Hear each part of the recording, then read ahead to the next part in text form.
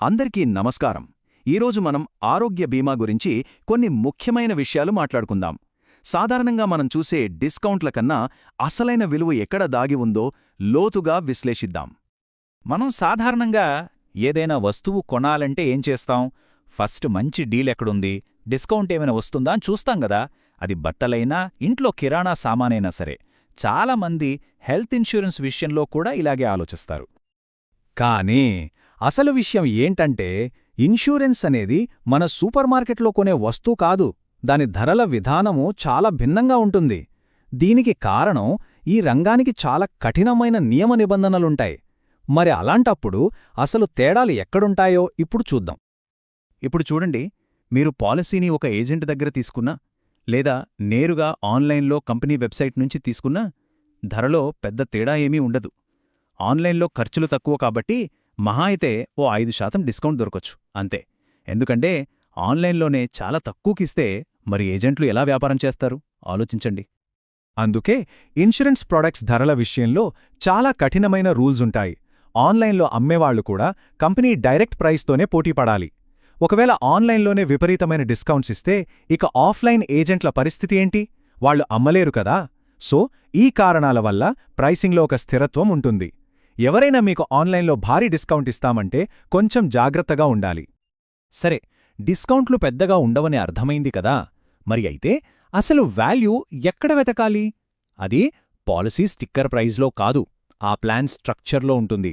అంటే ఒకే ప్లాన్లో ఎక్కువ మందిని ఎలా కవర్ చెయ్యొచ్చు, అక్కడ్నించి మొదలుపెడదాం. ఇందులో మనకు కనిపించే ఒక సాధారణ మార్గం ఫ్యామిలీ ఫ్లోటర్ పాలసీ. చాలామందికి తెలిసే ఉంటుంది. సింపుల్గా చెప్పాలంటే ఇదొక ఫ్యామిలీ ప్యాక్ లాంటిది. ఒకే ప్రీమియం కడితే కుటుంబంలో అందరికీ, అంటే భార్య, భర్త, పిల్లలకు ఒకే ఇన్సూరెన్స్ అమౌంట్ కింద కవరేజ్ వస్తుందన్నమాట. మరి ఇండివిజువల్ ప్లాన్కి ఫ్యామిలీ ఫ్లోటర్కి తేడా ఏంటి? ఇండివిజువల్ ప్లాన్లో ఇంట్లో ప్రతి ఒక్కరికి, ఉదాహరణకు 10 లక్షల కవరేజ్ సపరేట్గా ఉంటుంది. దీనికి ప్రీమియం కూడా ఎక్కువే. అదే ఫ్యామిలీ ఫ్లోటర్లో ఫ్యామిలీ మొత్తానికి కలిపి ఒకే 10 లక్షల కవరేజ్ ఉంటుంది. అందుకే దీని ప్రీమియం తక్కువ. కానీ ఇందులో ఒక రిస్క్ ఉంది. ఒకే ఏడాదిలో 2-3 ఫ్యామిలీ మెంబర్స్కి హెల్త్ ప్రాబ్లం వస్తే ఆ 10 లక్షల కవరేజ్ అందరికీ సరిపోకపోవచ్చు. సో ఫ్యామిలీ ఫ్లోటర్ డబ్బు ఆదా చేసినప్పటికీ కొన్ని పరిమితులుంటాయి. పిల్లలకు ఒక వయసు వచ్చాక వాళ్ళకి సపరేట్ పాలసీ తీసుకోవాలి. అలాగే సాధారణంగా ఇందులో మన తల్లిదండ్రులను గాని, తోబుట్టువులను గాని చేర్చలేం. అన్నిటికంటే ముఖ్యంగా ఆ ఇన్సూరెన్స్ మొత్తం అందరూ పంచుకోవాలి. సరే, ఇప్పుడు వాల్యూ కోసం ఇంకో ఆప్షన్ చూద్దాం. అవే గ్రూప్ ప్లాన్లో.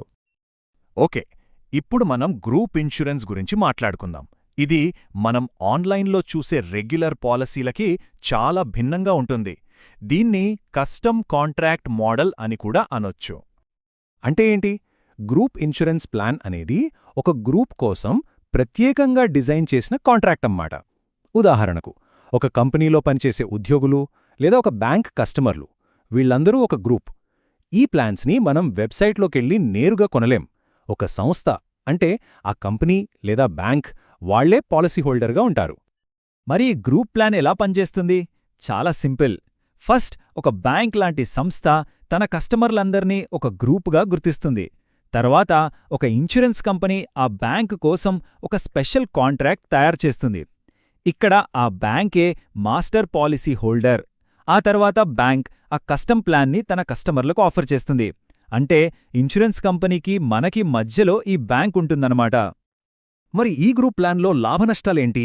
ప్లస్ పాయింట్ ఏంటంటే, రెగ్యులర్ రీటైల్ ప్లాన్స్తో పోలిస్తే ఇవి చాలా తక్కువ ధరకే వస్తాయి. కానీ మైనస్ పాయింట్స్ కూడా ఉన్నాయి. ప్రతి సంవత్సరం ప్రీమియంని వాళ్లు రివ్యూ చేసి పెంచొచ్చు. అన్నిటికంటే పెద్ద రిస్క్ ఏంటంటే, ఆ మాస్టర్ పాలసీ హోల్డర్, అంటే ఆ బ్యాంకు, ఆ గ్రూప్ ప్లాన్ని ఆపేస్తే మన పాలసీ కూడా పోతుంది. మన చేతుల్లో కంట్రోల్ దాదాపు ఏమీ ఉండదు. సరే, ఇప్పుడు మనందరికీ బాగా తెలిసిన గ్రూప్ ప్లాన్ గురించి చూద్దాం. అదే మన కంపెనీలిచ్చే ఇన్సూరెన్స్. దీంట్లో కొన్ని అద్భుతమైన ప్రయోజనాలుంటాయి, కానీ అంతే పెద్ద రిస్కులు కూడా ఉంటాయి.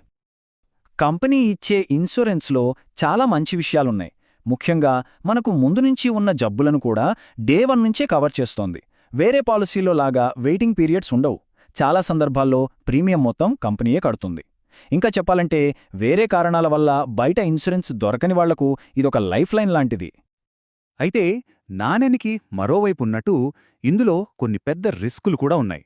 ఫస్ట్, ఈ పాలసీ మన ఉద్యోగంతో ముడిపడి ఉంటుంది. ఉద్యోగం మారితే పాలసీ పోతుంది. దీన్ని మనం మనతో పాటు తీసుకెళ్లలేం. రెండవది, కంపెనీని బట్టి కవరేజ్ క్వాలిటీ చాలా మారిపోతుంది. ఖర్చులు తగ్గించుకోవడానికి కొన్ని కంపెనీలు ఫీచర్లను తగ్గించేస్తాయి. మీరు జాబ్ మారినా, సొంతంగా బిజినెస్ స్టార్ట్ చేసినా, రిటైర్ అయినా ఆ కవరేజ్ అక్కడితో ఆగిపోతుంది. ఇది చాలా పెద్ద రిస్క్. సో ఈ రిస్కులన్నింటినీ చూశాక మనం ఏం చేయాలి? తెలివైన పనేంటంటే ఒకే ప్లాన్పై ఆధారపడకుండా ఒక పటిష్టమైన భద్రతా వలయాన్ని నిర్మించుకోవడం. అదే మన వ్యక్తిగత వ్యూహమవ్వాలి. చూడండి, మన కెరియర్ ఎప్పుడూ ఒకేలా ఉండదు. ఉద్యోగాలు మారుతూ ఉంటాం, సొంతంగా ఏదైనా ప్రయత్నించొచ్చు, లేదా ముందే రిటైర్ అవ్వాలని అనుకోవచ్చు. ఇలాంటి సమయాల్లో మనకంటూ ఒక వ్యక్తిగత ఆరోగ్య కవరేజీ లేకపోతే అది చాలా పెద్ద సమస్య అవుతుంది. ఇక్కడ మనం చాలా ముఖ్యమైన విషయం గమనించాలి. మనం యంగ్గా, ఆరోగ్యంగా ఉన్నప్పుడే వ్యక్తిగత ప్లాన్ తీసుకోవాలి. ఎందుకంటే కంపెనీ ఇన్సూరెన్స్ మీద ఆధారపడి ఆ తర్వాత వయసు పెరిగాక లేదా ఏదైనా ఆరోగ్య సమస్య వచ్చాక ప్లాన్ తీసుకుందామంటే అది చాలా కష్టమవ్వచ్చు, లేదా ప్రీమియం చాలా ఎక్కువగా ఉండొచ్చు. కొన్నిసార్లు అసలు పాలసీనే ఇవ్వకపోవచ్చు. ఈ మాట చూడండి. ఎందుకంటే ఎప్పుడు విశ్రాంతి తీసుకోవాలని అనిపిస్తుందో ఎవరికీ తెలీదు. ఇది చాలా నిజం. ఒక వ్యక్తిగత ప్లాన్ అనేది మనకొక స్వేచ్ఛని ఇస్తుంది. రేపు ఉద్యోగం మానేసినా మన ఆరోగ్య రక్షణ పోతుందన్న భయం లేకుండా మన జీవిత నిర్ణయాలు మనం తీసుకోవచ్చు. సో ఫైనల్గా మనం గుర్తుపెట్టుకోవాల్సిందేంటంటే, మీ కంపెనీ ఇచ్చే ప్లాన్ని ఒక అనుబంధంగా, ఒక యాడ్ ఆన్గా చూడండి. అంతేకాని దాన్ని పునాదిగా చేసుకోకండి. మీకంటూ ఒక వ్యక్తిగత ప్లాన్ ఉండటమనేది మీ అసెట్, మీ ఆస్తి. ఇదంతా విన్నాక మనల్ని మనం ఒక ప్రశ్న వేసుకుని చూద్దాం. మన భవిష్యత్తును కాపాడుకోవడానికి మన ఆరోగ్య బీమా పోర్ట్ఫోలియో తగినంత బలంగా, వైవిధ్యంగా ఉందా? ఈ విశ్లేషణ మీకు నచ్చిందని, ఉపయోగపడిందని ఆశిస్తున్నాను. ఇలాంటి మరిన్ని విషయాలు తెలుసుకోవాలంటే తప్పకుండా ఈ వీడియోని లైక్ చేయండి, ఛానల్కి సబ్స్క్రైబ్ చేసుకోండి. ధన్యవాదాలు.